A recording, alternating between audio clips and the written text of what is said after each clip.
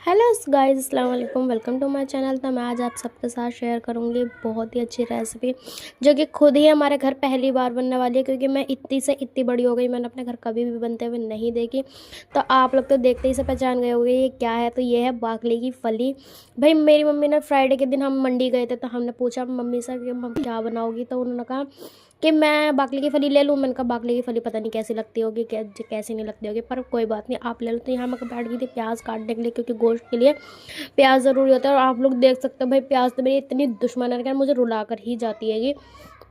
और मेरा तो रो रो कर बुरा हाल हो चुका था, क्योंकि भाई मुझे ना प्याज काटना बिल्कुल भी अच्छा लगता है, लेकिन मम्मी राशन लेने गई थी तो मुझे कटना पड़ा।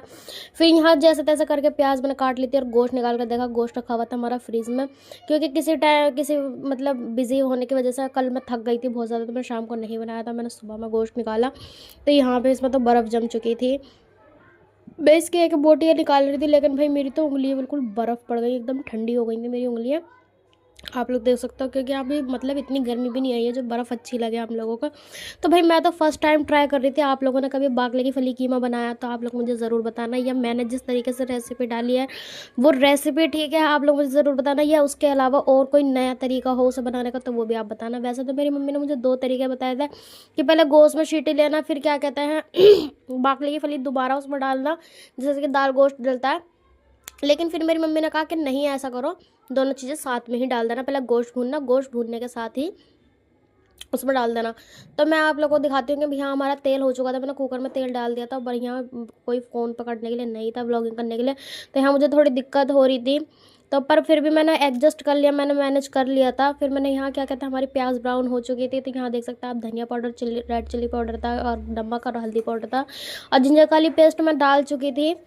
तो इसलिए मैं आप लोगों को दिखा नहीं पाई, इसलिए मैंने ऐसे ही दिखा दिया है। तो यहाँ मैंने सारे मसाले डाल दिया था, और हमारी अब मैं गोश्त को ऐसे ही भून लूँगी।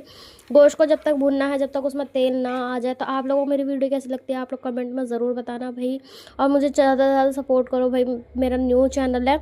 तो यहाँ मैंने गोश्त को भून लिया था अच्छे से। अब हमारा गोश्त भून चुका, तो मैंने इसमें डाल दी थी बाकले की फली। भाई मैं पहली बार बना रही थी, मुझे डर भी लग रहा था कि कहीं ऐसा तो नहीं है कि ये मुझसे ख़राब बन जाए, लेकिन भाई मुझे इतना कॉन्फिडेंस रहता है कि मैं कुछ भी बनाऊँ वो अच्छा ही बनेगा।